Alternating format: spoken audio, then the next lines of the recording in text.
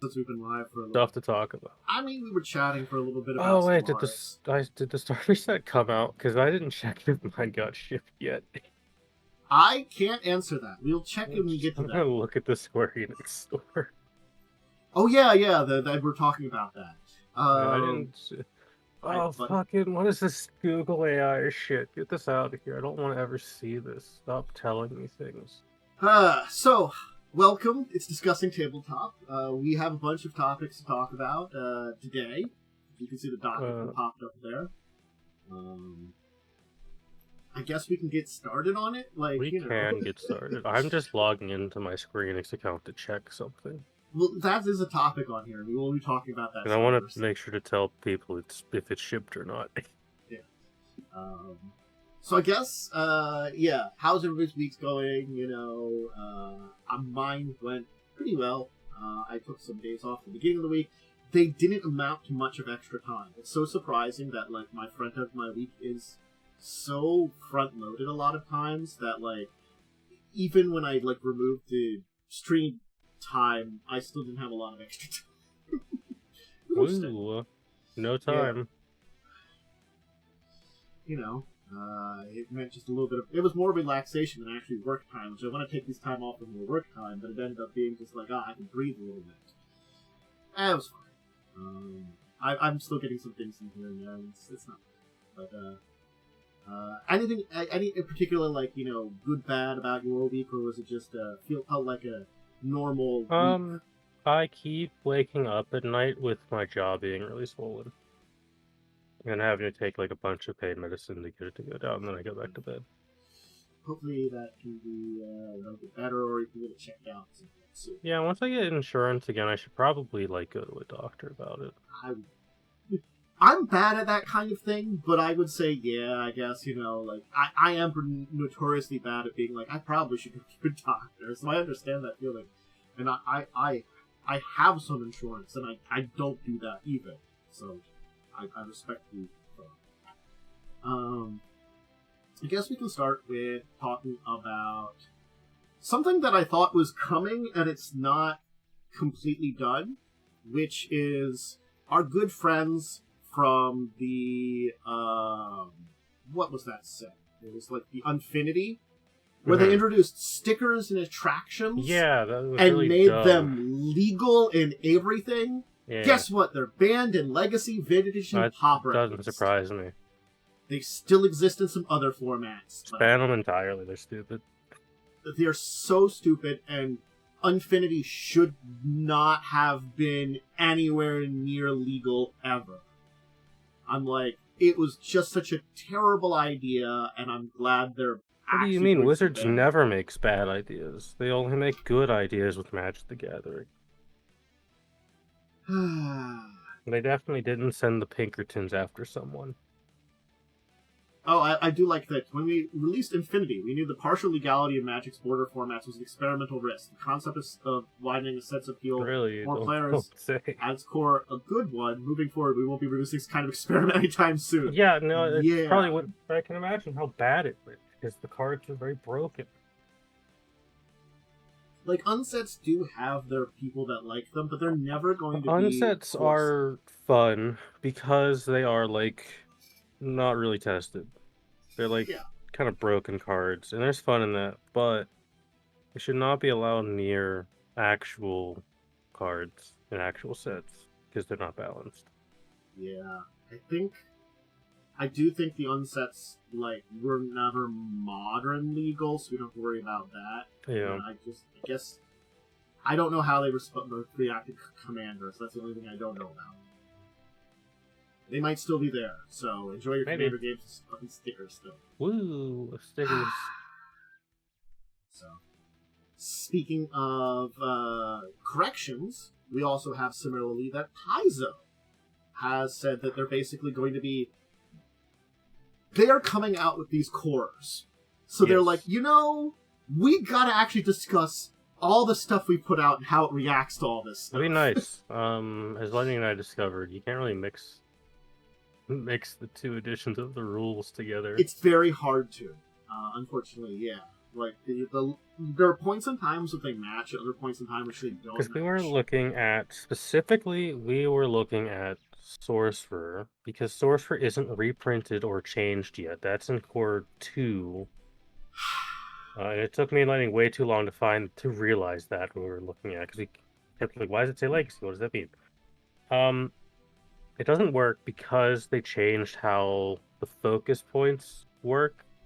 So base Sorcerer doesn't function anymore with those new rules. I mean, like, certainly speaking, the spell lists have changed dramatically because a lot of spells have either been gotten rid of or just renamed to be something completely different, which, then you have to find them. I'll have to ask Worm, because I think he has the Player Core 1. Did they standardize the rules language, or does every class have a fucking unique keyword for, like, some ability that should be standardized? Because there's so many keywords in 2E that are, it's what this class does, but, like, a sorcerer does it instead. Instead of having a big standardization. I think there was, like, some standardization by the time we get to the cores, because I remember there was certain types of things that were, like, these type of characters would have this type of thing. But yes, I think there were still some unique ones, so I do feel like they might have done that, but I'm not 100% sure. Yeah, because I remember reading through the 2E rulebook, and, like, it reads really badly. Well, that I'm going to definitely agree with. The original 2E handbook is just, there's just ways that they organize things felt inefficient. Yeah, it's very poorly organized. So, yeah,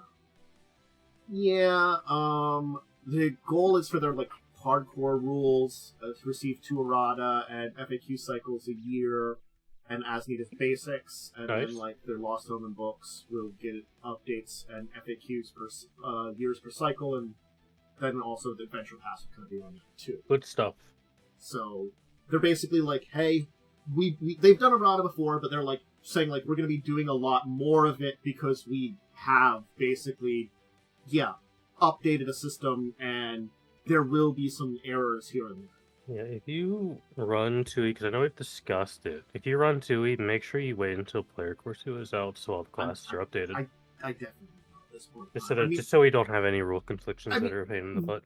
I think the only thing I would do is if I would run something, I would do, like, a small adventure and just use Player Core 1 or something. Player Core 1 only has, like, half the base classes. Yeah, but I mean, if I'm going to do, like, a larger campaign... definitely wait. If you're looking to get into Pathfinder 2, maybe wait until both the new rulebooks are out, so you have consistent rules. I've chatted about doing that, like, 3-4 session one. I might still do that with just the Player Core 1. Yeah, we tried that once, and it got really out. It got really unhinged. That one, I don't even know if I think I did it on stream. I was just doing that. That was, like, in private. That one got really unhinged, and it was very funny. It was a very funny but unhinged thing. So it was like, I'd want to try to do something like that, maybe. But maybe something a little more serious where I don't play a literal meme character. Yeah. But yeah, it's good that they're getting a lot of errata and stuff. So hopefully we'll see a bunch of stuff, especially again related to things like, hey, the Ancestry Guide, where there's a lot of great stuff in it, but they do have to update things because of, like, names and stuff. They do need to go and change all the names. Yeah.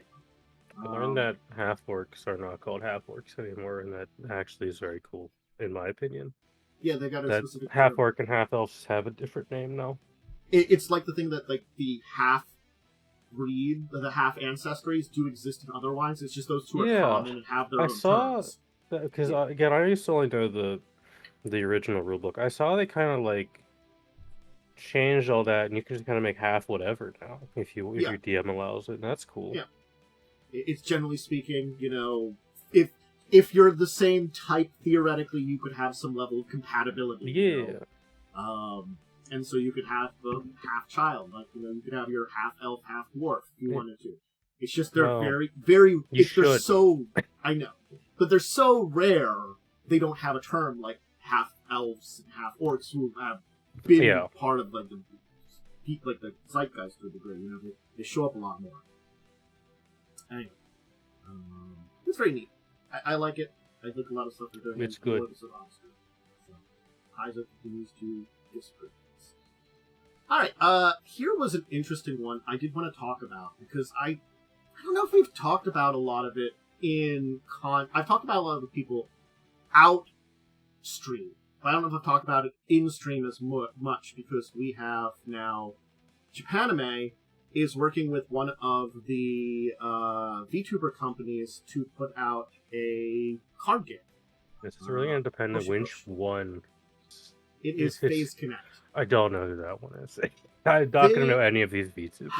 I have heard of them. I'm gonna quickly look through to see if I recognize any of them from my YouTube shorts. I do enjoy to a degree train wrecks, so I've heard about some of the train wreck stuff that was happening with some of the companies and stuff, and comparing them. And I've heard this name brought up. It's sort of like I guess, it would be like AA compared to AAA company, I would say. It would be kind of more like on the level of like a shoujo for the English side, but I think it is a Japanese company for the size. Sure. I don't know anything about VTube. I see a lot of terms on this page I don't understand, and that's fine. It's a thing. It's a whole internet culture I've never really gotten into. Unfortunately, it's the part of the culture that I don't particularly like when it comes to the content creators, because I'm like whoever's a content creator, if you're interesting, I like you, and I tend to like those I don't mind if you chat about that kind of the cultural side of things that's there, but I prefer those people that just kind of ignore it too, because it's really just based on the goddamn Japanese idol industry. I'm there to watch some people. I'm watching there's some people to chat a little bit, do something stupid, like some kind of stupid event, or play a video game. That's what I'm there for. Yeah. I ain't there for the idol stuff. No. No. I'm sure I have people that I really like on, Twitch and stuff, whether they're a VTuber or not, or just a live person, or some people that just don't use cameras at all. And the fact is, I'm a fan of theirs, but I am not going to be, so obsessive about it. I'm not the kind of person to buy products anyway. Yeah. So, I mean, if it's an interesting card game, I can't complain about if you like VTubers, specifically you like these VTubers, I can see getting it, and if that's good rules, sure. That thing is problem is I just don't really know. I know 3 VTubers. I know Iron Mouse, because that's the queen of VTubers. Yeah. I know Chibi Doki, because Twitter. Mm-hmm. And Zen Trade. Well, Zen, the TTS one, because that's a cool gimmick. Mm-hmm. Those are the 3 I know. That's it. Yeah. Again, that's me. I've expanded, I have a lot of different people that I randomly watch, so there's, probably, maybe, I got a lot more people that I'm, are both VTuber and live that I'll kind of watch, depending on what time of day it is and, what I'm doing and what they're doing. So, I probably know a lot more, but again, I think the people from VShows are really the only major company that I actually I'd say follow people from. Yeah, VShows are probably the only super popular ones in the West. Because again, they're the kind of people that really don't hit the idol culture. They're just indies working for a company, it almost feels like. So they're doing their own thing, and I don't mind that. They're also very unique, from what I've heard. Yeah. Well, yes. I will say the most off-putting thing about VTubers is the fact that every single one of them seems to be the horniest person on the planet, and I just don't vibe with that. There are plenty that are not, but unfortunately they do outshine a lot of things. Because I think there are a lot of them that are very horny. Yeah, the whale one, I get shorts of her, sometimes Bow, and I'm like, man, I would never watch your content if this is what you're like all the time. Mm-hmm. It is a thing that exists, and I'm like, okay. You're making money from it, so go for it. The people are entertained by it. I'm gonna go over here now, and when you feel a little less insane, I might show back up again. I don't know. We'll see. I'm gonna do what everyone should do on Twitch and watch a 30-plus-year-old man named. A 30-plus-year-old man who's a washed-up Minecraft YouTuber. Yeah. So, I mean, again, Japanime Games does a lot of card games like this, so... They make good products. Yeah. Japanime Games does. It's funded, which I guess is kind of going to be expected, honestly. Yeah, I mean, it's VTubers. They're, like, really popular. Mm-hmm. I say they're mainstream now, personally. They're hitting that strides. I think they're still, like... I know why this guy's name is familiar. He's the dude who designed... It's one of the Magic the Gathering designers. I think. Which one? This Justin Gary. I think he did some Magic the Gathering stuff. Oh, okay. That's why he sounds his name is very familiar. Mm-hmm. Okay. Yeah. Again, like, I think they've become very mainstream, at least in the streaming sphere, but it's the kind of thing that the streaming sphere is slightly going towards the YouTube sphere, which is finally becoming mainstream, so it's that whisper down the line of what's more mainstream. Like, YouTubing, that's more mainstream now. But then there's the streamers, which are like the more niche of that one, and then there's the VTubers, the more niche of that one, and it's like, it'll become more mainstream. Everyone knows what a YouTube is. I vastly understand, because someone explained it very well. VTuber is, all it is someone wants something on the screen that they don't want to have themselves on the screen over top whatever they're doing. 100% get and respect it. However, it is very expensive. Yeah. You can do cheap, but like if you want to do something really fancy like a lot of people do, that gets very expensive. But it's just the idea that, hey, I don't want to be on camera, but I also just want to have something on camera, so to say. I vaguely understand some of these terms just from, like, osmosis, but I'm also, like, I just dislike it so much. But I don't like idol culture. The farther it walks away from the idol culture, I think the better the industry would be. I think that's why, like, I feel like it's an industry where the people that are more independents and stuff, or, like, certain companies, more like Shoujo and some of the other ones, I think, will lead the pack in the end. Because those that are in the idol side of things, aka the big Japanese companies, are always going to have problems because they are based on idol industry and have, like, idol contracts. They have actual, like, idol contracts that have people sign. Yeah, I'm looking at the list of VTubers in this, and I recognize one because I've seen her show up in YouTube Shorts. If you go into the lore tab. Oh, that's way down there. The rabbit one, Pipkin. No, Pippa. That's the only one I recognize her because she's shown up in my YouTube Shorts before. I've also seen. I don't know much about Kemma, but I've seen her in a collab with someone I was watching one time. So I can say that one at least. That's it. Yeah, I heard Pippa. So. Alright. We can continue our discussions with some announcements by Steve Jackson Games, which are going to be interesting because I'm going to pretend they are. Didn't really sound too convincing. Well, they're bringing us first off Munchkin Shadowrun. All right, I forgot that their website is from like 1994. They have not updated this thing. I check their website. They don't tell you this stuff. I had to go to one of the news websites to hear about this to link back to their website. Like, their website sucks. This is such a terrible. This is like a early 2000s blog website. It's Munchkin. It is Munchkin. They're also apparently doing an Age of Sigmar because they've, which is, I guess, another expansion to their Age of Sigmar line they've already been doing for Munchkin. I didn't know they did that, but it makes sense because there's a Munchkin for everything. It's the fourth expansion for that? That's so many for just the Warhammer one. I guess it's Age of Sigmar at least. Some love for that. But but yeah, the Shadowrun one, I'm like, I guess so. I don't know. There is really Munchkin for everything. It's weird. You know. Yeah. But Munchkin's fine. I just don't like playing it. It's hard to play a lot of, and they just been doing a lot of the same things over and over. There's so many sets, man. it's the thing that they haven't really like iterated on the actual gameplay mechanics.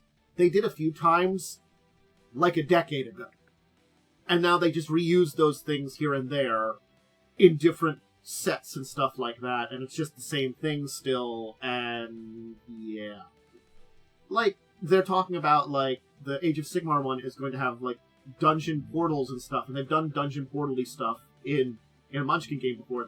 Now we're introducing it to the Age of Sigmar line. I'm like, oh, okay, that's the thing, same thing you've done constantly. Yeah. It's a lot of the coding on the wall a lot of times over and over again, and I don't know. Like, I love Shadowrun. It's vaguely like how much can we just release the same product? Yeah, I like Shadowrun a lot. I would hope that'd be great, but I'm also like, I'm not expecting a lot at this point in time. And it's $40 for the Shadowrun. $40. I remember Munchkins were like $30. So yeah, they've gone up in price by a lot. It's a bigger box, but it does have more cards. I suppose.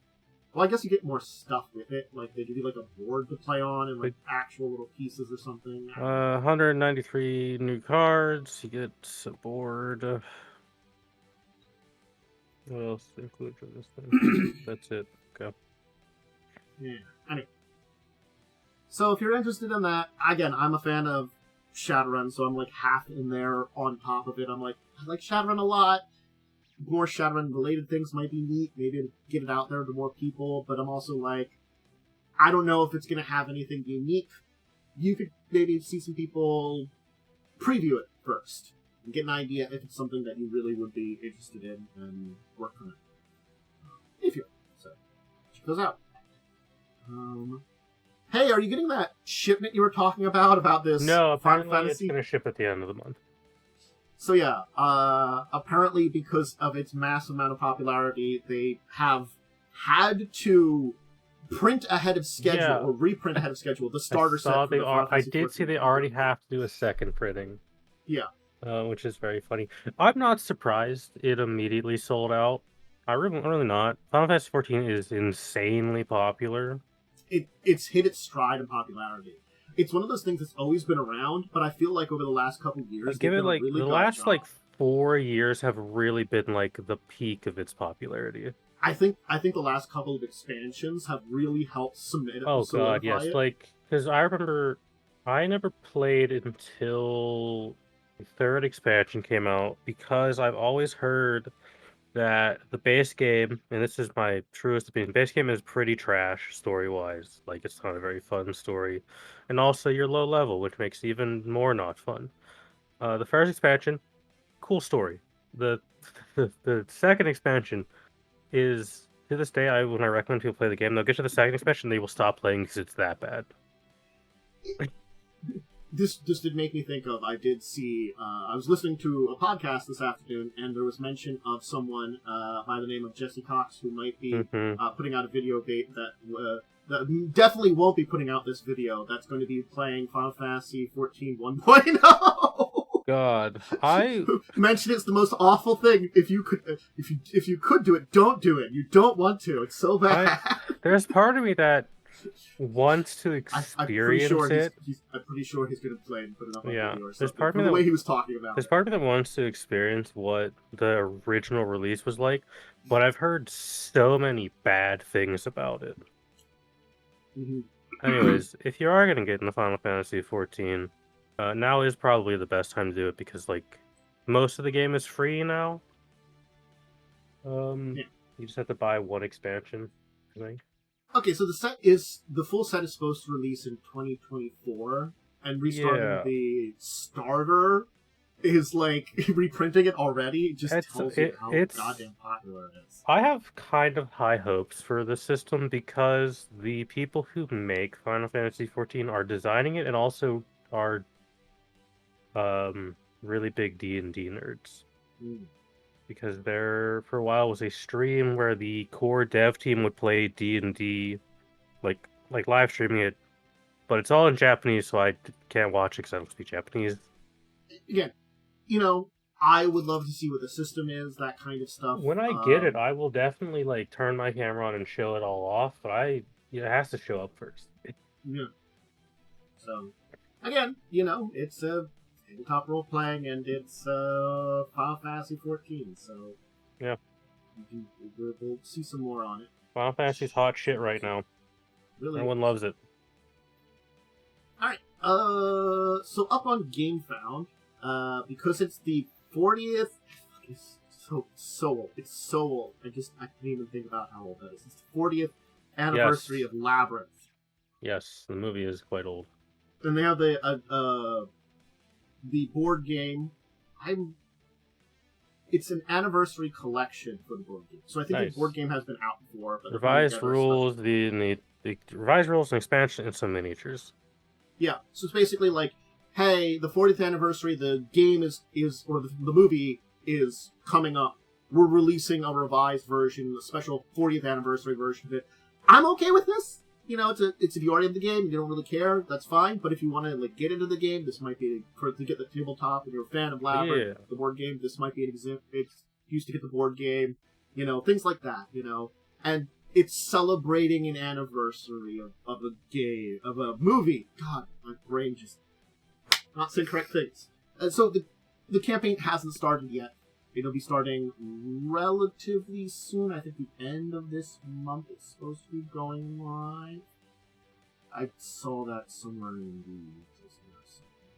the... yeah, I'm trying to find when it goes live. See the sign up notification.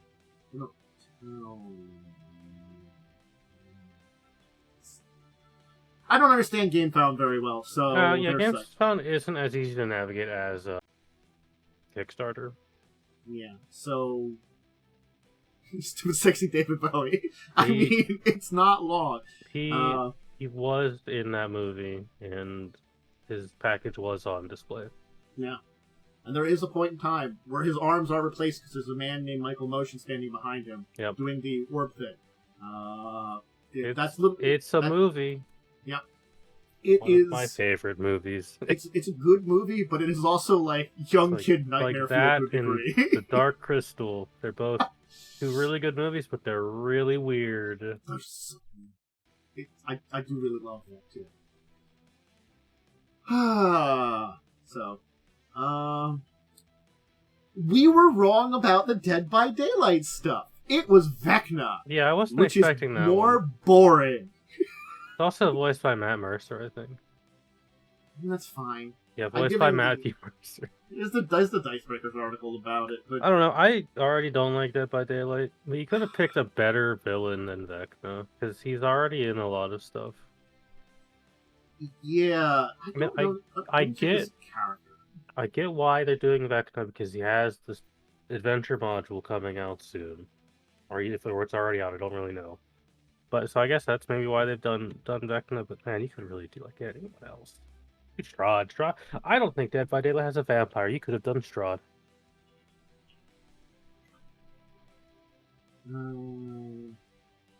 Yeah, I mean, I'm sorry to say, I think they just made up a random bard. I don't know. I'm trying to look up something on this person. I don't know. Does like bard have a name? Yes, it does. The name is Azerti Yazar. Oh, I'm trying to find that in this article. It's towards the bottom of the article where they talk about the bard's name, towards where the weakness is. The survivor. It's just a bard. Alright, I'm Googling. I've tried Googling. I'm getting a lot of Dead by Daylight. Let's go to the let's go to the Dead by Daylight wiki. Let's go to sources. I believe, yeah, it looks like, I think she's original character. I mean, it's fine. Yeah. I mean, there's definitely some iconics you could have used. Yeah, I feel like that might have been better, because they use iconics for everything else, so it's sort of like, we're not doing it for this time, we're just using, random new bard. I guess that is true. Vecna is a humanoid creature, so he's easier to use than a floating eyeball. Easier to animate, yeah. He's easier to animate, but he is just kind of boring. He is a little boring. He's just a lich. And I feel like it's kind of weird for the magic guy to be walking around picking up people and putting them on hooks. Okay, so it's... I'm not gonna lie. I haven't seen it. Dicebreaker's article doesn't mention it, but it's 2 characters, basically. I did see that there when you went to the wiki. I guess it's just like you can choose whether you're playing... That's fine. It's the same character, just 2 different like versions of it, basically. I guess is what it kind of is. I don't know. I like this post I've seen. The new survivor would be immune to Freddy Krueger's power because elves can't be put to sleep.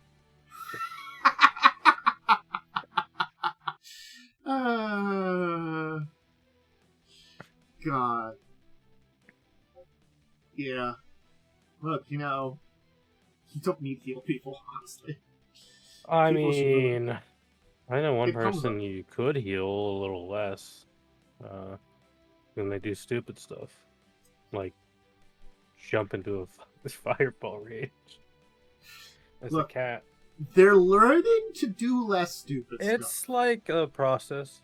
It's a process. Honestly, like, I think the party needs artists. Yeah. Not because you're a cleric, but because you're like the only functional human. The only functional person in the group.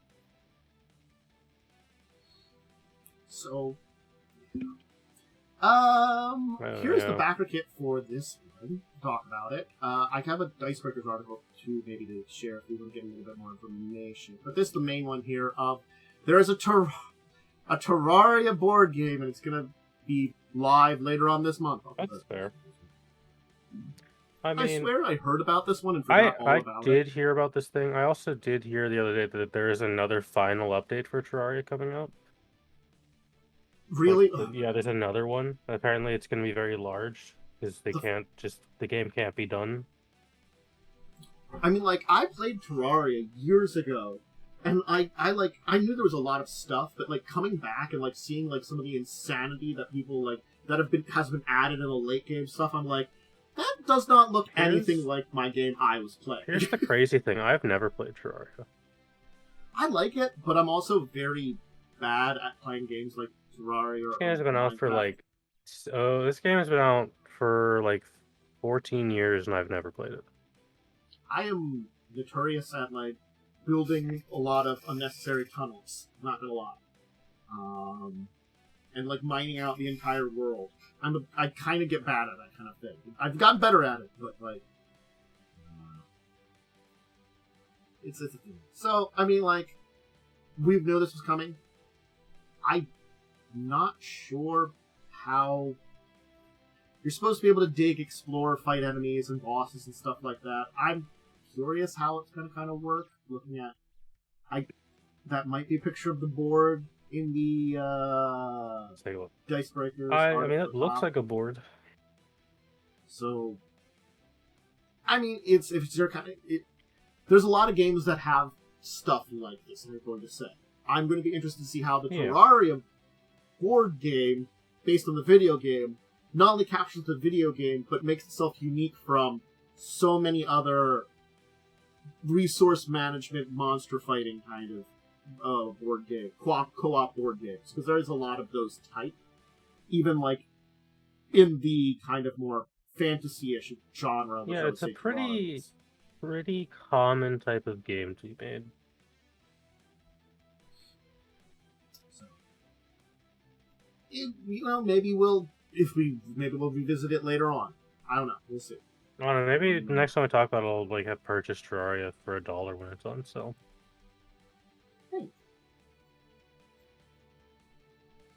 So, here's an interesting one, and I will, again, because we're still on my Dicebreaker articles, I'll link that first before I link the page, because they don't have a lot on their actual page. They're doing a Neopets tabletop role-playing game. It's a thing. Look, again, I was not into Neopets, but I know there was plenty of people that were, so I guess this is for them. Man, the worst thing about this is at the top it says that Neopets is 25 years old. It really. I remember really Neopets. I've never played it, and I don't really know how you played it. Yeah. I know that they made their own little thing on a website or something and did stuff with it. What is a Neopet? Is it like a Pokemon? I think it's more Tamagotchi, except it's sort of like you are the Tamagotchi and you play in a virtual world a little bit. I thought it kind of was. I might be completely wrong. That was my impression of it. The only thing I know about Neopets is I remember that the barbershop I went to sold like Neopet cards. It is an interesting thing. I mean, I assume this was like the hot thing, so they're like, well, we could just make some extra money off some kids. Terraria is 13 years old. Terraria is 13 years old. God. So much ancient stuff in it. It's Labyrinth. Minecraft is like had its anniversary the other day. I'm gonna look how old Minecraft is. Yeah, Minecraft is 15 years old. Jesus. I didn't play that till like 4 years ago. I played it when Microsoft bought it, and then I was like, "This is fine," and I continued to play it like maybe for an hour every couple of years, and like, that's enough. I'm good. I would not pick that up on my own, but if someone would be like, "I want to do this kind of thing in a Minecraft thing," I'd be like, I guess I could like blow the dust off. Play Minecraft, I build a house, and I'm like, alright, I'm done. I've done the Minecraft thing, I can go do something else. I've made a house. I'm gonna go mine for like an hour unless you want me to do something. I just kind of do that. I just like go down, I'm like, I want to hoard all the resources down here. I don't need them for anything, but I'm gonna take them. I'm very bad at that kind of thing. It brings out the worst in my bad mood. Minecraft just makes me think about Rooster Teeth. They're gone now. That company did die. I was not necessarily a fan of a lot of their stuff, but they did some okay. I like them individually. Well, most of them. Yeah, there you go. Considering Ray is the only person on Twitch I really watch at this point. Yeah. Anyway, so Neopets, I guess you can go explore. Vaguely like Pokemon. Neopia. I guess your play. It is called Neopia. It says it on the upcoming project page. I assume you are the Neopet in the game. I don't know. I'm gonna have Google's new AI tell me what Neopets is. Neopets is a free virtual pet game where players can create, care for, and explore the world of Neopia. Players can feed and groom their digital pets called Neopets and earn Neopoints by playing games. Neopets also has a social component allowing players to chat with other players and form guild. I don't know how accurate that is. It's from Google's garbage AI thing that they've decided to force upon the world. I don't know if your character will be a Neopet or you will be someone with a Neopet. It doesn't really say, but you'll explore the world of Neopia, and it's some fun and goofy game mechanics. I don't know what's going on with this. This is for someone, and I don't know. I don't think it's necessarily for me. It doesn't mean I wouldn't try it. Oh yeah, and I forgot that Neopets is like an NFT thing now. I forgot that they live like an NFT metaverse for Neopets now. Thanks for reminding me that, Wikipedia. Unfortunately, a lot of stuff went that direction. Unfortunately. A lot of bigger stuff. Sorry, they did it for 1 year and then they canceled the project. Turns out it was a terrible idea. Yeah.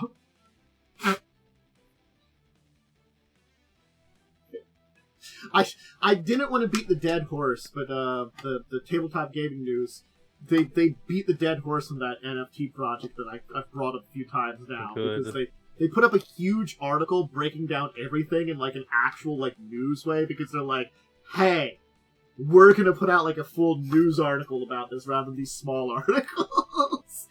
Basically, because the person kind of said like, you're not doing news. So I guess they gave him the middle finger on that one. Good. I hope his project burns. I mean, apparently the project's supposed to be done, and then the product is supposed to be out by like September. I hope he gets sued into oblivion. May. So yeah. Anyway, one more article from Dicebreakers, and this one I thought was enough adjacent to tabletop because apparently Games Workshop has said there's a bunch of new Warhammer video games coming out. Doesn't surprise me. The last few have done like pretty well. I heard of Bolt Gun. Bolt Gun is maybe the best, and I hate this term so much, but it's like what we've decided to call him. It's maybe the best boomer shooter I've played in a while. Old classic Doom style game. Yeah, boomer shooter is like a Doom style game. I hate that they call them boomer shooters, but it kind of makes sense. The problem is that boomers were already not playing that. Yeah, boomers weren't playing Doom. Yeah. It's just the fact that, was really good. Yeah. There's apparently a Total War Warhammer. Yeah, I know Space Marines 2 has been like an announced thing for a hot minute, and I don't know when it's supposed to come out. Yeah, Space Marines 1 is really good. Yeah, I remember Space Marines 1, but I wasn't really like I played looking at Warhammer so much of Space Marines 1. So I kind of it wasn't on my radar at all. Because that's so many years ago that the original was out. I was just like, it is like a very old game at this point. Yeah.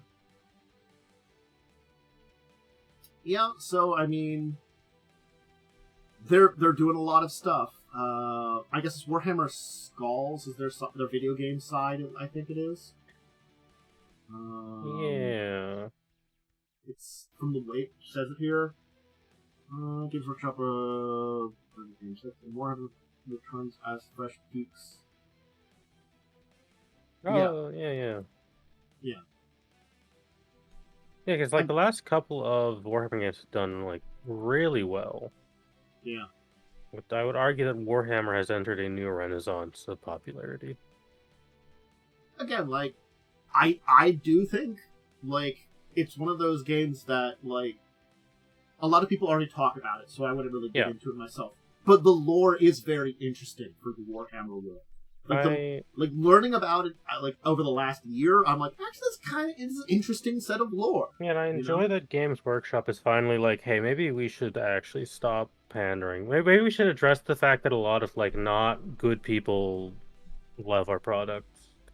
Yeah. Because I don't know if have you ever like looked at some of the Warhammer news that's happened over the years? Like in Spain, a dude went to a tournament dressed as an actual like in a full actual SS uniform and competed, and they couldn't kick him out because for some reason they just couldn't kick him out. Yeah, Games Workers was finally looking at them and being like, we should probably address this actual problem that we have with our community. Yeah. So, if you want to see some Warhammer-related stuff that's not the minis, and you can still get your Warhammer fix without spending, with only spending, like, $40 to $60 instead of, like, thousands, then maybe a video game might be better. I don't know. That's going to be my joke from now on. Alright. So, I just want to talk about this because I like Atlas games, and it's adorable what they're putting out here. Catsronauts, which is apparently a graphic novel, which I don't know about at all. And apparently they're doing a Kickstarter for it, which is a cooperative board game based on that. Nice. Cooperative board games are good, because competitive can get a little too toxic sometimes. It's a cute little game about being cat astronauts that they're, again, I don't know anything about the graphic novel, but I guess if you're a fan of that, you'll love it even extra, and you might just like this, because, honestly speaking, Atlas does some pretty good games anyway. They've got a pretty good selection of stuff if you ever want to check out their games. Big ones are like, I can think off the top of my head, like Gloom, and what else did they do? They have some RPGs too. I always get confused with Atlas because my brain immediately goes to the Japanese video game company, not the board, not like the tabletop company. Yeah, I can understand that.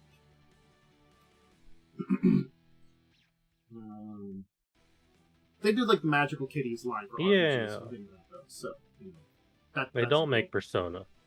No, they don't make Persona. But I guess if, like, the Persona license would come to them, they'd make something. But I don't think they're looking at that. I think they've already have a Persona RPG. Probably. But if you're interested in Catsronauts, you can check it out. And then I've got 2 more topics for there to talk about just a little bit. First off is a Bladerunner one. We're getting another Bladerunner book. This one about Replicant Rebellion, it's called. Coming out at the end. Coming to Kickstarter at the end of May. And it's going to, I guess, focus on being part of the Replicant Underground. That's cool. Yeah. So, it's something that I don't think... You don't really see the movie from their perspective ever, so that's really cool. So it's an interesting perspective to have, and certainly one that would add to the world. So it's kind of cool that they're doing that. So big thumbs up for that as an interesting direction to go, and more books. And honestly, as I said, as long as they're putting out more books than a lot of these like licensed product ones, I'm happier because it's if you're doing a licensed product line, you want to kind of support it a little bit and give a little bit to the thing. Yeah, I'm glad it gets it's getting a lot of like support. Yeah. And the last thing to talk about is what you have brought to my attention, which I really have to put Art Colosseum on my list of places to check. Yeah, I follow them on Twitter. And I forgot they did this. Yeah, they all like every month they just release a free booklet. Yeah, of rules. They call it DLC, but it's free, and it's basically just like some extra rules. It's just some like sometimes it's like weapon rules, character stuff. This time it's car chase rules, which are I've actually read through them. They're pretty good rules. They're very simple and easy to follow. Yeah, and they're just adding little things to their Cyberpunk Red stuff. This stuff might eventually kind of be published in a place or something like that, but at very least... Yeah, it might eventually get compiled into another rule book. But at very least they're putting it out for, anybody to use, that if you get their base books, they're like, oh, hey, I need some chase rules. Oh, it's not in the base book. Oh, what do we do about it? Hey, they provided it now for me. That kind of stuff. So, it's good. Very, very good. It is good that they support the game with some free rule updates. Definitely. And Cyberpunk is, I think, one of the better TTRPGs right now. It definitely is. There's definitely some really good ones that are doing some good things out there, and I'm glad that we're getting a lot of support from. It's cool. I don't have a deeper discussion topic yet. Do we want to talk about our week in gaming, and then we can talk about our week and stuff. Maybe I'll think of a good one when we're talking about this to use. So, alright. I don't think any of us would have done anything last Saturday, so Sunday would have been Sunday, Lightning had a game, Lightning ran his game. It was probably the second to last session, because I think we're confronting Villain Man tomorrow. It was a lot of downtime and kind of doing prep to go and break into this dude's tower to steal his book that his artifact book that's potentially giving him power, or talk to him to try and be like, hey dude, you kind of suck, you could do this a lot better, because he's not necessarily evil. He's kind of like foresaw a horrible event in the future and is like, I'm old and need to do everything in my power quickly to try and stop it. So he's making flesh abominations. So I don't think he's necessarily a bad guy. I also don't want to fight him because he's an arch wizard and we're level 7. Yeah. Tomorrow might be the last session of that game. Also, Jay's character became a vampire, and that's kind of weird. Interesting. Joe had his game. How'd that go? I didn't really do anything. For 2 reasons. One, and this was an outside the world thing. It was Mother's Day, and so I was asked to go pick up some food for for the family's dinner and stuff like that. As a thing. When my mom wanted some stuff from some place, I went out to pick it up. Rather than like a 5-minute wait, it was like a 40-minute wait. Awesome. I timed it out badly, and there was a big wait that was there. I actually did show up a little early for it, because, I was like, oh, I'll get there a little early, maybe they'll be ready. No, it was a long wait. So, I was there for quite a while. So, like, I was sort of in the group call, because I had to run out at the beginning of the game, so I was like, hey, I've got to run out, I was asked to do this. I should be back in a reasonable time, I'll kind of be on my phone. I had to, like, I couldn't really listen to it, so I had to, like, mute it while I was at the place, there too, so it was like, I just was like, I heard nothing, I said nothing for, like, 40 minutes, and then I was, like, back, and it's like, what's happened? And everybody showed up at a casino, and some things had happened that were sort of there related to the casino, and it was fine, there were some scenes that had happened, and then people started gambling. I didn't want to do that, so I pretty much did nothing the entire session. It wasn't terrible. I was there for the back half of the session and enjoyed seeing other people fail at gambling, but I really did jack diddly shit. Understandable. I think the gambling was an option. Some people wanted to do it. We are going to go talk to the person in charge of the casino that we've got to, but basically boiled down to... It was a big nothing burger session, I think, technically, which I don't think is good for a 2-week game. I think we've had fun. For those of us that were really involved in everything, like, again, I was also not feeling great after that 40-minute wait. I was kind of like, it's when you're standing around for that long. I was tired from standing around, There wasn't really, like, good seating there. People were in that. And so I was like, I was standing most of that time. Mother's Day is one of those days where I'm like, alright, I'm never ordering. I should have planned it a lot better, or gone like a little late or something. Maybe I should have been like, hey, it's gonna be a little later. It's Mother's Day. Even if I'd showed up like 10 minutes after when it would have been fine for it sitting there, And then it would have only been like 10 minutes or 20 minutes, 10 to 20 minutes of waiting instead of like working. I could have done it better. Anyway, but it wasn't a bad session. I just wasn't really there for a good chunk of it, and so it was like, we're at a fancy magic casino. Woo. Yay. I don't think my character would be very enthused to be there anyway, sort of like, I don't want...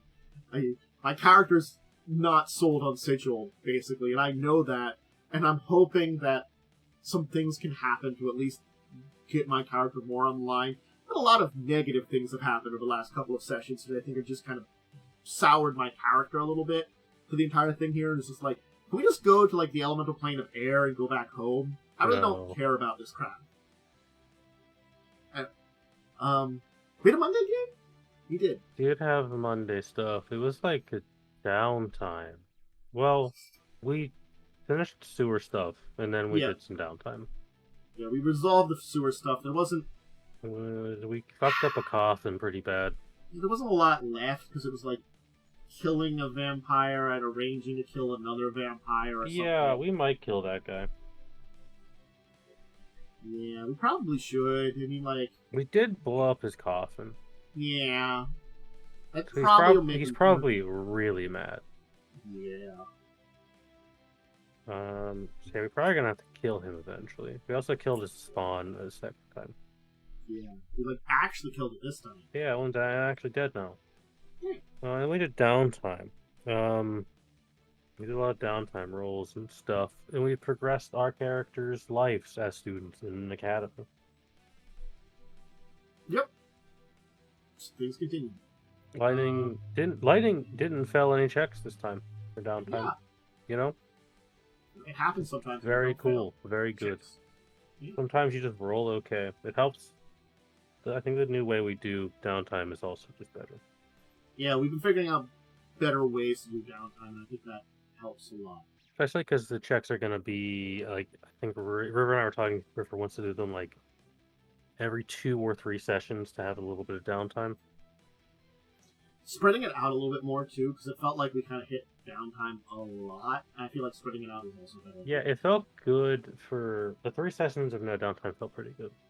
Also, Lightning... Yeah, I have to get some stuff written up for River this week, for probably next week's game. I just have to remember to like level up a couple of characters.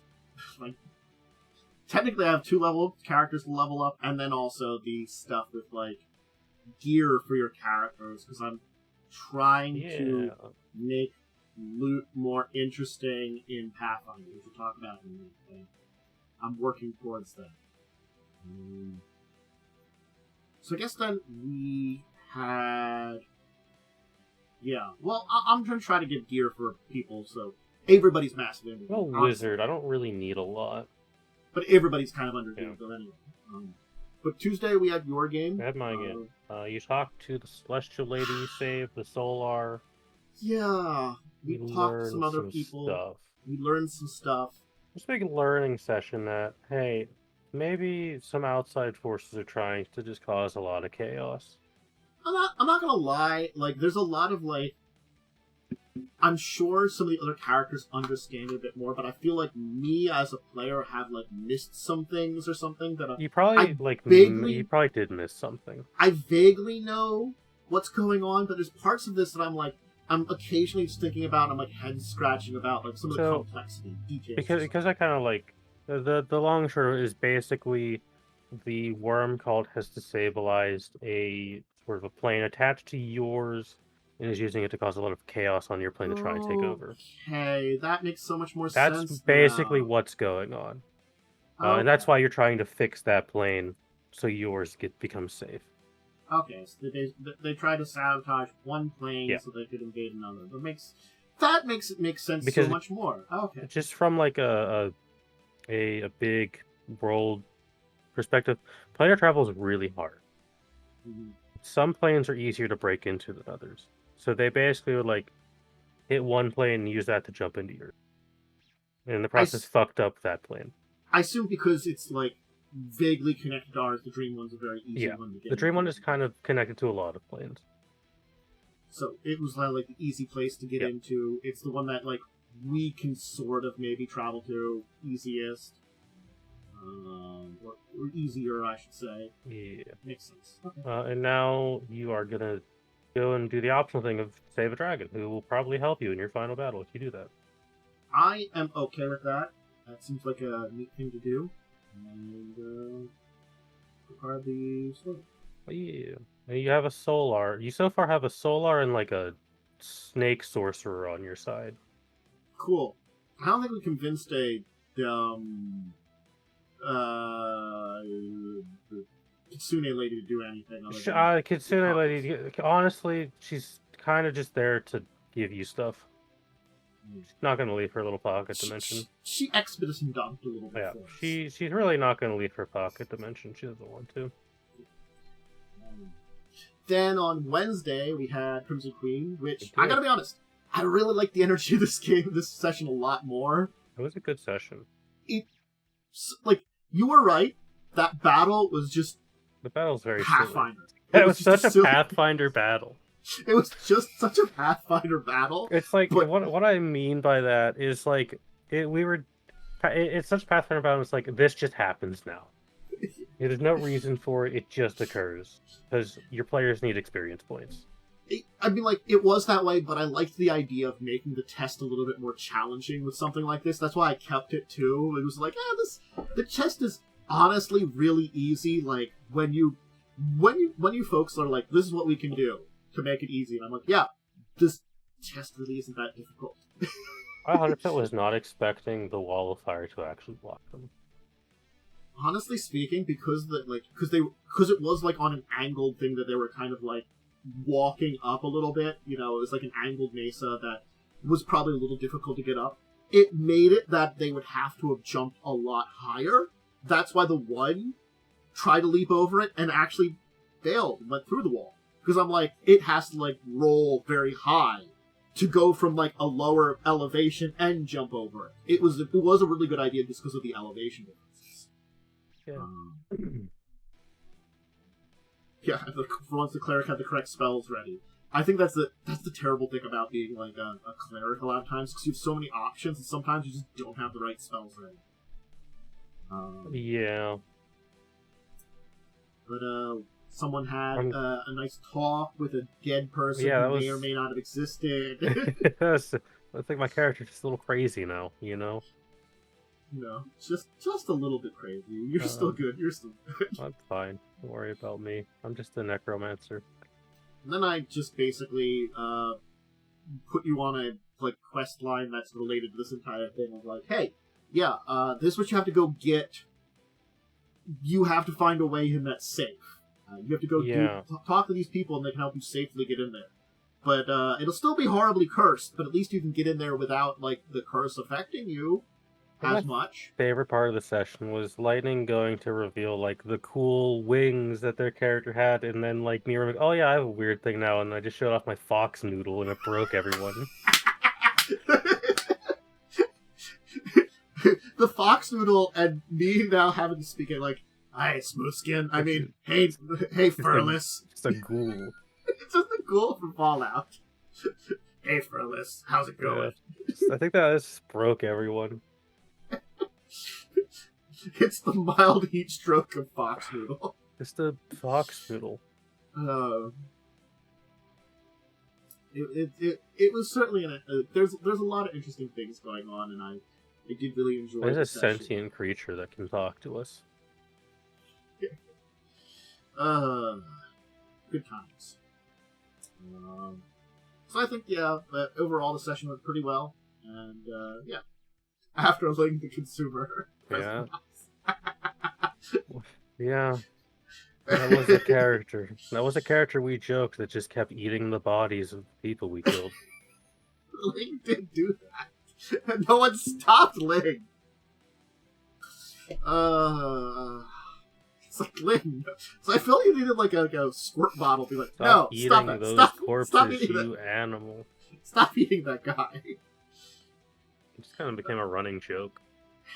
I don't know if you actually did. I think this is I think the character did taste blood to try and track it once. I didn't do anything on a Thursday. I played Stellaris. I don't remember what I did on Thursday, honestly. Yeah, I played Stellaris pretty much I worked and then I came home and played Stellaris Thursday. Not necessarily that. Then, very relaxing. Friday? No, I didn't do anything on Friday. Anything of note on Friday. Yeah. Kind of have all our D&D is kind of lined up for days in a row. It's 4 days in a row I have stuff, and I'm like, wow, man, I really just front-loaded my week. Yeah.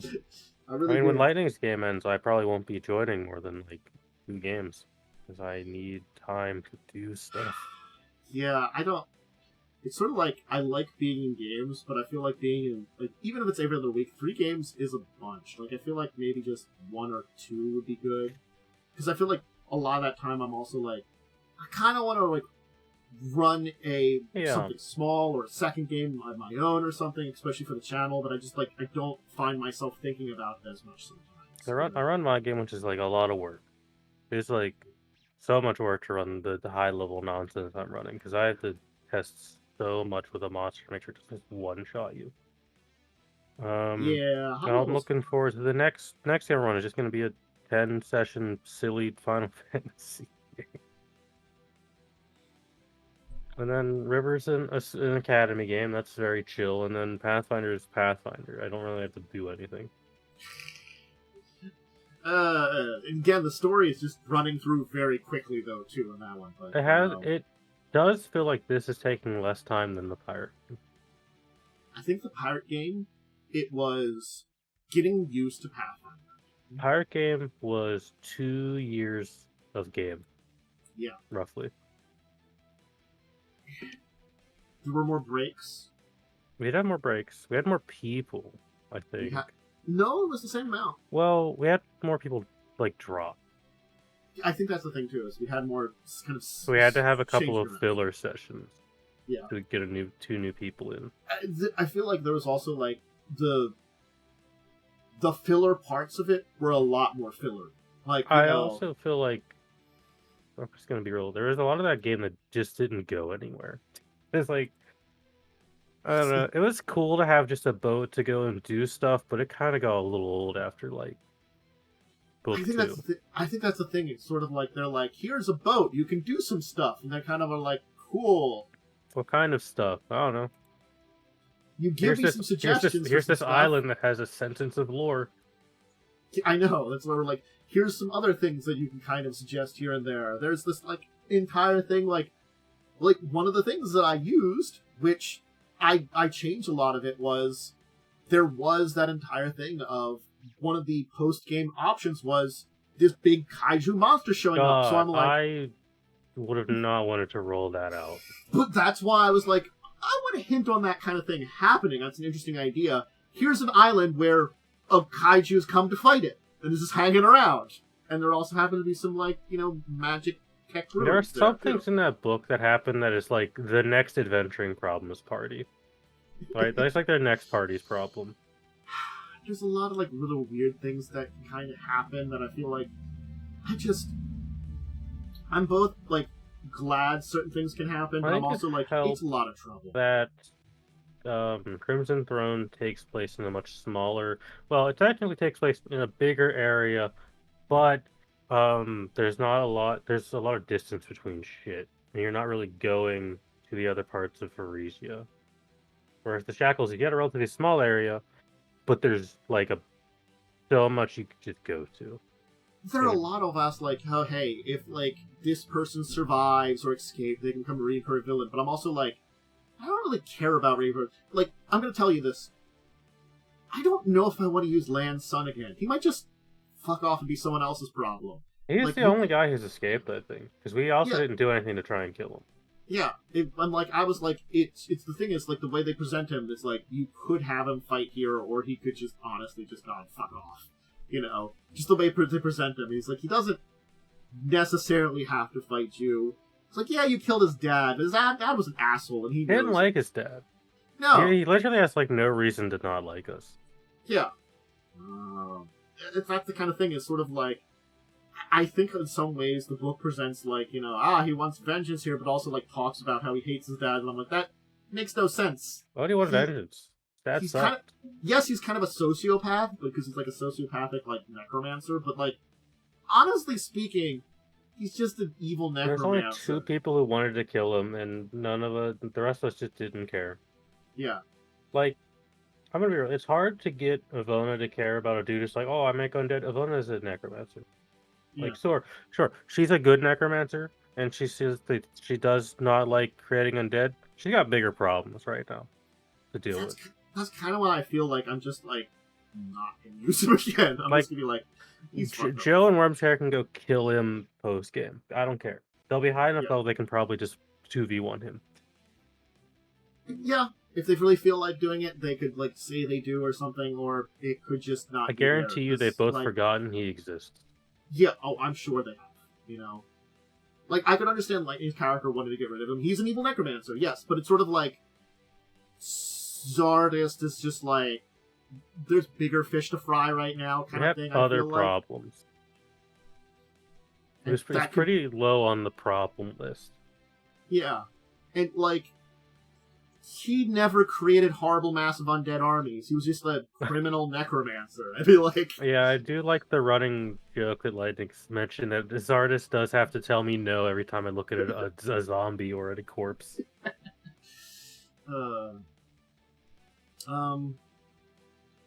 Anyway, I did come up with a small, deeper discussion topic we can talk about for like 15, 20 minutes. And it was something that I thought about when we were talking about the games, because it was something that was brought about before we did Crimson Queen this week. Mm-hmm. And it is teamwork with PCs. And what I mean by that is fucking knowing what each other can do, coming up with plans to do stuff like that. It's sort of like, it's one of those things, it's like, if you watch, like, let's take like a team-based show or something like that. They have maneuvers and abilities that they work together and synergize. Like Kamen Rider.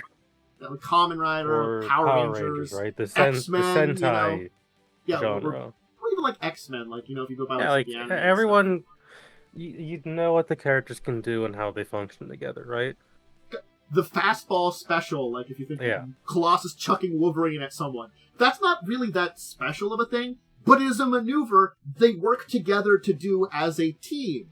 And, it's the thing of that no one's thinking about flanking, maneuvering, all that kind of stuff in the team in Crimson Queen, and it is unfortunately something that sometimes you kind of have to do, especially on a Pathfinder game, and I think it's a hard thing to do when you're only really talking about it in the game. The problem with it in Crimson Throne is... Yeah, one writer directing all the actions can be different. I don't know what the fuck Worm's character does.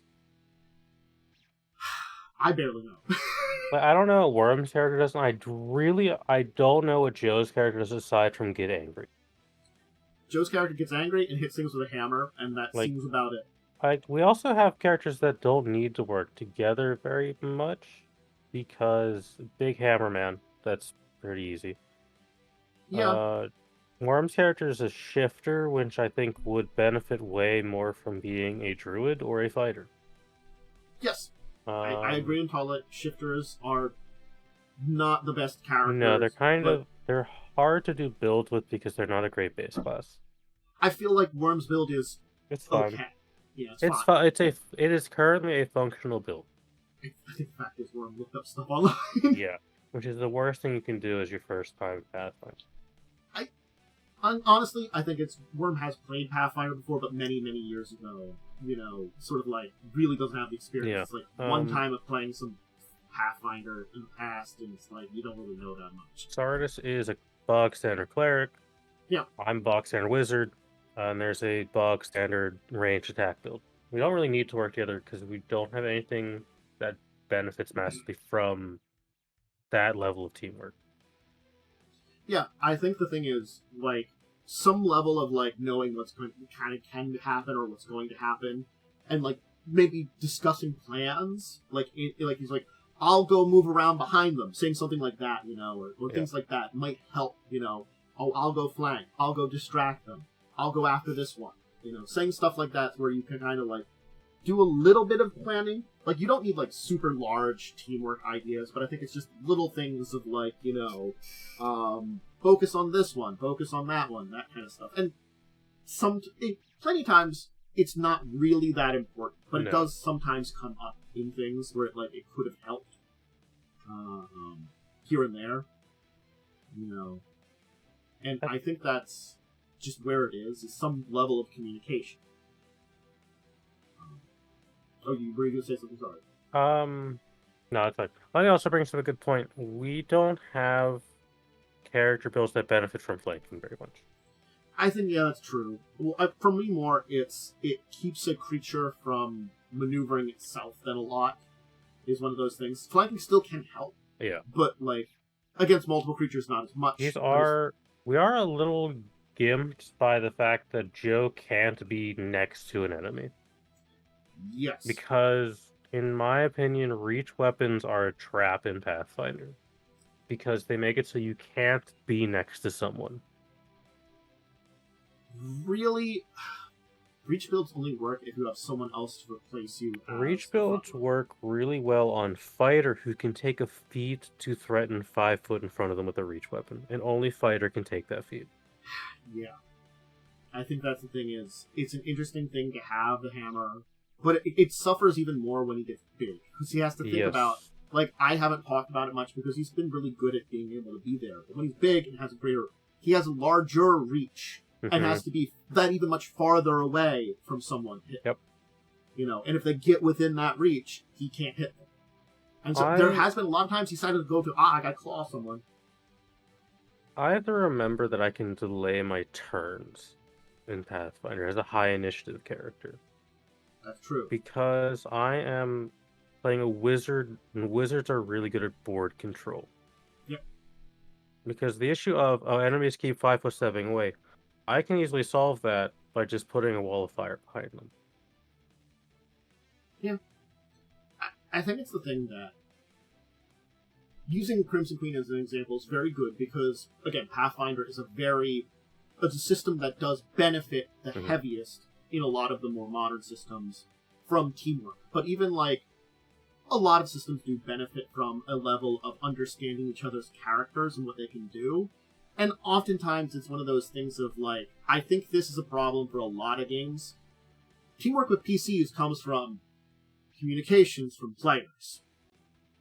And you as a player should communicate what your plan is to the other players so they can react to that. I know that there is, as of last session, there is a synergy that has kind of revealed itself with Worm's build, in the fact that I can apply panic to people, which procs Worm's Shaken ability, because panic is just an upgraded version of Shaken. Yep.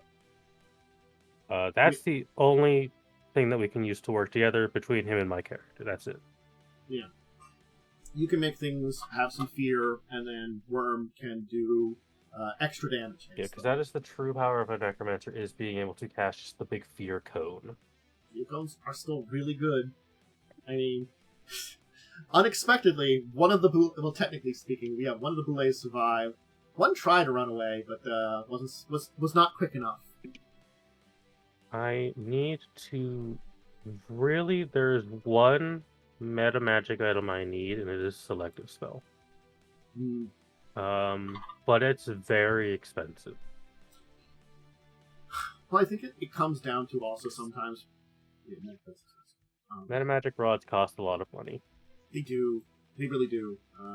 Especially depending on what level of spell you want. Like a lesser one, where you're only doing like 0 to 3rd level spells, that could be affordable. But those ones up to those higher level spells get up there a lot. Like, I mean, if you're not considering like some things with like the 7th to 9th level range, you might be okay. But I think that's another thing I should put down is like, what kind of items would you want to players? I should probably say that in the chat. Yeah, I mean, I can tell you what I want. It is going to be something that can let me use Selective Spell, because I'm an AoE build. Yeah. I do a lot of evoking and a lot of necromancy. Those are big AoE areas. Being able to just be like, you're unaffected by this spell as long as it's active is really nice. Unfortunately, I just haven't gotten around to taking it as a feat, or 2, buying it because it's expensive. I think a cleric could also use something like a Pearl Power occasionally, just for extra spells and stuff. Not necessarily bad. I could just give lightning. Well, my Pearl Power is only level 2 Pearl Power, which isn't the most useful. Yeah, and getting the higher level ones at this point in time are expensive. Yeah. But again, like, I'm going to try to give out some more, like, treasure. Like, at least in this part of the adventure, I do have a couple of spots where I can be like, you find some treasure! Let's find out what it is. I am going to try to make it a little bit more interesting, too, to be like, we'll maybe get some, like, I'll come up with, like, some... like a little quest. I thought about an idea of, like, coming up with some, like, random treasure tables, but it would be, like, random in amongst stuff you as your character might get, you know? So it's like, oh, am I getting, like, an armor upgrade? Am I getting, like, that, you know, rod I need? Am I getting, like a powerful scroll or something like that? You know, that kind of stuff that, you know, like, for the wizard, like, the wizard's grabbing something, what's the wizard getting, you know? That kind of thing. Yeah. How much too custom for a reward? You know what game really could have benefited from more teamwork talk? Skull and Shackles. Because we had a lot of characters that could do specific things if other people were in certain places. Yeah. I think that's one where it was a lot more important. Like, as you said, it's here and there, it comes up in little bits in Crimson Queen, as we kind of said, but it's not necessarily as important. We don't have a rogue. We don't have, like, other people that benefit heavily from that. And, like, Tavel can already deal with people being close by, so it doesn't have to worry about, you know, like, targeting individual people. It has all, like, the, you know, range feats and stuff like that. While on the other hand, like, yeah, there was a lot of stuff that just was really needed from characters in Battle, and it just didn't happen. And, like, I think talking about teamwork hits up combat a lot, but I think it can also hit up in other aspects of the game. Because I think a great example of non-existent teamwork kind of hits to Wrath again. I can never escape. No one did anything that helped anybody else ever. I don't know what happened before I joined, but they were the most fucking dysfunctional people I've ever seen. I'm not gonna lie. The 2 characters that actually acted as anchors to the team left.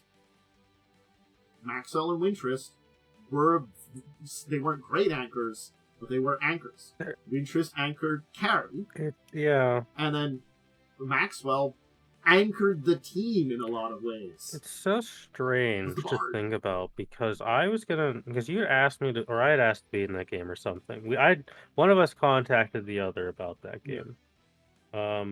And I was gonna bring in a good aligned Azamar, who would have been a half angel. And I think that would have made the game more manageable for you. To have someone who had a good moral compass in that group. Yeah. Because that group was an evil party, even if they don't want to admit it. You know, it's a thing that, like... I know Lightning does bring up something for Pathfinder. Oh, yeah, teamwork feats. Teamwork feats are the extreme version of teamwork feats.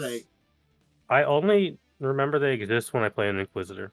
Yeah, I'm sorry. Teamwork feats really, unless you're like... so much planning. Unless you're doing like a super synergy build with a lot of characters, I really feel like it's just... They kind of are just there for Inquisitor, because Inquisitor can just give them to people. Yeah, and themselves and stuff like that too. They're a cool idea. I'm not going to be lying. They're very cool. It ends up being that's like the extreme version of the teamwork. And, yeah, I think smaller things might be like, certainly speaking what you were saying with like, I necromancy fear someone, but Worm's character does more damage, Ada does more damage. So stuff like that works very well. Or like, there are other abilities that might take advantage of fear effects, and people could take those because you're like, I'm going to focus on a lot of those. If you want to take these, it's an option. Because honestly speaking, there are plenty of those things that like I've ignored because I'm like, how the hell am I going to fear someone? For my characters. But no, yeah, it's... You kind of have to, like... I feel like things like Chunrath is a very extreme example, because there was a team there. You were a team, but you never really worked as a team. You only kind of did in general. It was like kind of this weird thing of it. It wasn't bad dynamic between characters. It's just that everybody still kind of did their own things a lot, and it was sort of like, it felt like we're just traveling together because of it, which... I was told to be a babysitter. That's why I was there. They needed one.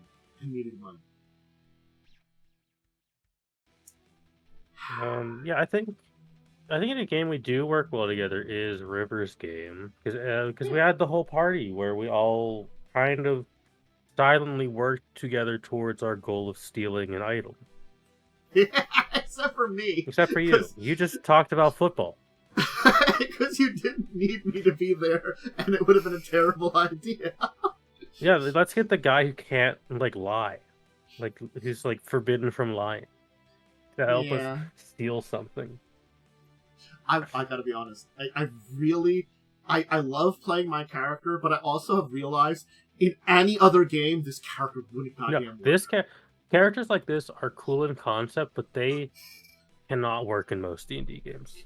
The fucking pacifist paladin is so weird to play. It's such a bizarre character concept, and it's non-functional in most games. I kind of function here, but it takes a lot. You work in this game because when we have to fight, it's mostly evil things. Yeah, and it's mostly like, I can try to take it alive, or knock it out, or something like that, or capture it. Yeah. Well, I think we work well together in that game. Mm-hmm. Tuesday game, I don't know if any of your characters are smart enough to try to work together. I'm gonna be real, you're all kind of play morons in that game. Look, my character's technically not a moron. I just also believe, like, my entire situation would not give me anything of normal society common sense. I went from, like, living in a forest for a few hundred years to being in, like, a library of, like, a church for, like, 20 years. Yeah, I learned nothing of society. 8-foot-tall muscle woman, so... Yeah, so we have the 8-foot-tall muscle person, the person who learned nothing about the common sense of society. God. The horny bard, I think. Well, he's got horns. He does have horns, so it's hard to tell with that bard there.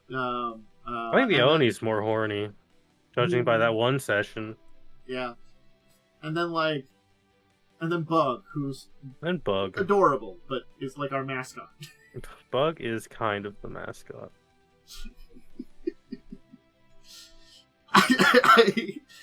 Then we have Cell's character. I forgot all about Cell's character. I don't know. Say, they're there. Back to teamwork. If you have a rogue, please do actually announce what you're doing so they can actually use their class features. That's because I played a rogue in a sci-fi game, and fucking no one went into, like, every time I got into range to have my sneak attack, the other melee person fucking moved out of melee combat, and I couldn't. Yeah. I think the thing is, like, definitely if you have someone like a rogue where it needs a lot of that, you have to talk to them about that. I'd say even for, like, the only people that really don't need a lot of information right now are the frontline fighters in Wednesday and Tap. Yeah. You and Lightning can make do without information. It's hard for... Extra information would be great. It's really hard because Lightning and I, as spellcasters, we need to kind of know where the party's going to stand in battle so we can do stuff. Right? Yeah. Because I had to figure out, when I did the Fear Cone, I had to spend so long figuring out where the hell can I stand that I don't hit someone on my team. Because they're going to fail to save. The thing is, sometimes people can just make 5-foot steps to, like, slightly adjust themselves instead of just standing there to help with other people and spellcasters. You could be like, and I think that's another thing too, is like, you know, again,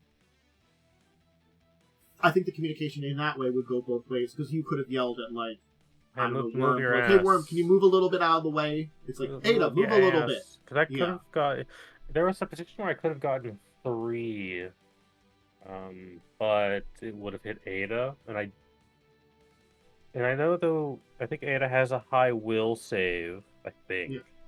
I'm not I've sure. seen Worm roll important saves. I think Worm's pretty decent. They're a wisdom character, so they should have high will. I feel like their stats are all, their saves are all generally around one area. There's not really one that's really standing out, maybe. Yeah. I'm not sure. Yeah, no. Yeah, it's hard for me. It's hard for a wizard to plan in Pathfinder when people don't vocalize where they're gonna move. Yeah, I think, like, here's something where the GM or DM can help too. You could ask more questions about people, like when they're going to do something. It's like, okay, Ada, it's your turn. What do you want to do? Yeah. And I'm like, I can then also ask, like, are you making any movements? You know, are you saying anything to the rest of the team? You know, things like that, you know. Little things like that help, you know, like, announce things or announce plans or stuff like that, which can help with teamwork. And it's just, that doesn't really slow down things a lot, so you have to kind of, it's just like a thing to think about sometimes, and in a combat where you're, like, been going for a while, or a longer session, sometimes you can forget about it. It is you kind of train yourself a little bit to it, but, like, getting a little bit more information out of people can help them with then communicating to each other about it. And it's, again, teamwork isn't a critical success or a critical need in a lot of games. It just helps. It is a tactical game. Yeah. And teamwork is part of the tactics. And also teamwork can help with, well, bringing the team deeper together. Yeah. You know, if there had been a lot more teamwork on that Sugar of Wrath, maybe a lot of stupider ideas would have been, like, shot down because people would have been closer together. Now, you know that's a lie. No one in that party was going to stop those two from doing stupid shit. No one was going to stop one of them from doing stupid shit when they went completely evil. Oh, well, that was too funny. When they decided to destroy the world, or try to. I'm gonna tear a hole in space time. It's okay. Totally great idea. Yeah, and I think the thing is, like, Wizard has an easier, like, it also depends on, like, you know, types of spellcasters. Some of them have a limited selection. Others have, like, you know, honestly speaking, it works both in a lot of systems with clerics. They have this, or clerics and druids tend to have, you have the full list, choose for the day. Yeah. that can be important too, of like, discussing like, hey, what are we planning on doing today? What spells should I memorize? These are like important questions. Like, and yes, you can. I'm actually surprised people don't ask me more what I intend to dedicate my spell slots to, because I've been very vocal with what I can do, and it's a lot of crowd control and damage. Yeah. Yeah, if no one asks Lightning's character for spells, they won't prep them. And I think that's a thing that, like, people... It's unfortunate that, like, the lack of communications can lead to problems in combat sometimes. And I think that's why I'm kind of talking about how teamwork is important in these cases, and building this teamwork. Focusing mainly on combat, but in general is good, because it is helping with communication between players, which, yes, even if you are not a big talking person, a little bit of communication is not going to hurt everybody, and it is like you're playing a group game, not playing on your own. Very true. So you do have to communicate a little bit, You can be the quiet person over in the corner. Say something occasionally. I think the only spell I've ever asked Lightning to prepare, and it's the only spell I need, is I have asked Lightning sort of when Stardust first came in, I asked specifically to try and, if possible, always have one inflict wounds prepared, so you can emergency heal me if needed. Because I don't always have Repair Undead prepared for myself. And things like, Lightning knowing that you're going to a mega cursed place, or yes, removing curse into spells are probably a good idea. Probably some anti-undead or things like anti. This might be the place where Avona's necromancy abilities will actually come up, because I can seize control of unintelligent undead. Yeah. They're and surely, like, between, like, the person you're going to find now, there might be some extra information about the types of things you might find there, that kind of stuff. To give you an idea of, like, some stuff to prep, and you can kind of, like, talk about some strategy, because, like, there are certain things that might be more dangerous to fight for, like, maybe hitting it with a big hammer is not the answer, It really does need to pick up maybe a second weapon. That isn't a big hammer. Yeah, it's that human bane scythe. Yeah, but we're not fighting humans right now. I know, also, but it's still a magic scythe at least. It's also like scythes are just kind of disgusting in Pathfinder, so Joe really should use the scythe a little bit more. Yeah, I don't know. Yeah, I did make it very clear what I was when a cleric joined the party, so I didn't get nuked with holy magic by accident. Yep. It's definitely So I was gonna play this character in the pirate game before I realized there's not really a way for me to communicate this, and Cell is probably gonna kill me by accident. I think the good thing about channeling, at least, is that you choose either to heal or harm, and it doesn't matter if it's positive or negative. Like, well, you can only choose if you are neutral. No. What I mean is, when you're channeling positive or negative energy, you can choose to channel positive. It only heals, or channel negative. It harms things like undead. Yeah, that is true. So, like, it's Lightning can still channel and not nuke you. Yeah. I'm also usually far enough away from the front line that it's not an issue. I think that's one of the things I do like about that. And I think I do need to experiment more, especially with, like, Pathfinder set mission before, but, like, if I would bring in a couple other less fantasy-related games, let's say, like, a World of Darkness game, certainly there are synergies between powers that, vampires may have in discussing. I feel like, actually, that's one that a lot of discussion came into. Legacies of Kain, they talked about a lot of stuff. I think that was a good communication teamwork thing, because, honestly speaking, they had to come up with a lot of plans to do stuff, and they avoided combat 99% of the time, and doing that is sort of like, they spent, like, fucking, I don't know, 2 sessions trying to figure out how to steal a gorilla from a zoo, and came up with an insane, elaborate plan, which I loved, but it was insane and elaborate. I fully intend on running a Final Fantasy XIV game, like a full game, when the actual system is out, and, like, the core rules, not just the starter set. I realized that if they've made it like the video game, which they most likely have, that will require a large amount of communication, because that game has, like, roles. It has the tank role, 2 DPS, and a healer. And those four have to be in communication with each other. Granted, on tabletop, it's probably lesser to an extent, but at least it's probably still going to be there because it is a core part of how parties work in Final Fantasy. Yeah, it's definitely a thing that we're, again, it's something to keep in mind. It's something to try to work on, but don't punish yourself or your players or your fellow players if you're not getting that teamwork level you really want. Sometimes it's just something you gotta kind of work with and see where you get with it, and it's a challenge, but a good thing to keep in mind. I think challenge, but a good thing to keep in mind is the way we talk about it. Teamwork, good. Work on it. Teamwork makes the dream work. That's I don't know. They said that in Destiny 2 at one point. I mean, like, it's the thing that they talk about a lot of things in life is you kind of have to work together with people when you're working together with people, and it's not always easy, and it's something that, sometimes you forget about with something like this a little bit. But we probably shouldn't. Just saying. Yeah. I think that's a good spot to leave off teamwork. That was fun to talk about. I thought that was a good one that it came to mind when, Worm was talking about stuff, and I'm like, yes, you guys haven't discussed teamwork at all. Worm says things and I just kind of tune it out sometimes. At least at this time it was an actual decent thing to say and brought up a good thought, But yes, I mean, there's times where Worm's deep diving into stuff about the character, and I'm like, this is interesting.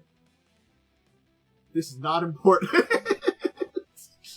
I just kind of ignore what is said in that chat half the time, unless there's like a rules question where I can be like, "This is how it works." I just don't look at that chat. I mean, there's some interesting discussions occasionally related to mechanics, I think, but it's trying to get a hold of something. A lot of people there are still learning. Mm-hmm. I guess we can. Yeah.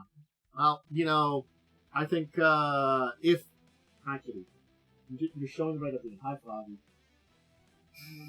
It's right here at the end. Fox is showing that cat butt for everybody to see. Up TOS. Gotta hide the cat butt. True. Anyway, I guess we can leave it there. My window's where you want to shoot to. I get you. You look out the window. Look at the front. The main street. You have any shout-outs, Momo? I shout out the fact that next week I'm gonna go see Furiosa. Yeah. It looks pretty good from the trailers, and I'm a big Mad Max fan. I keep not checking whether the local movie theater is finally open again.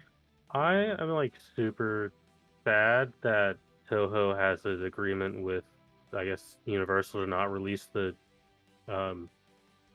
latest Japanese Godzilla in America until the new Monkey Godzilla movie is done. That sucks. Yeah, and so that's probably not going to come to the States for a while, and it makes me sad. I did have a chance to see that one. I've heard. I really need to watch it. I did have an opportunity a little while ago. Came up. And I gotta say, I did enjoy it quite a lot, and I feel like it is definitely someone is, right about when they talk about, the direction Japanese Godzilla's taken. It's gone kind of to be, actual, I wouldn't call it highbrow, but, actual, commentary. Factual commentary, monster movie type thing. And while, we're just rocking out in the show, the fucking high Sierra of the 80s. We've reached the 1960s we're versions just like, of, Godzilla. Here's the WWE matches of monsters. Yep. We've hit 1960s, which isn't necessarily bad. There are some terrible 1960s. Those are my favorite Godzilla movies. Are the ones where it's just Godzilla fighting someone.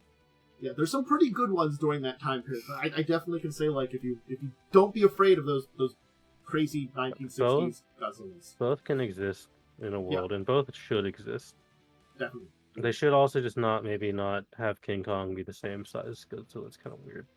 It is a thing.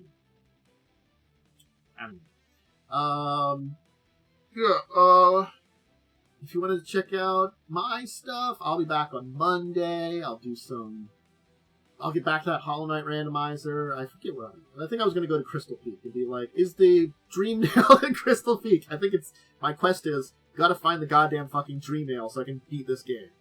Ooh. I'm gonna watch, and as soon as you get that Dream Nail, I'm pressing the reset button in chat. God damn it.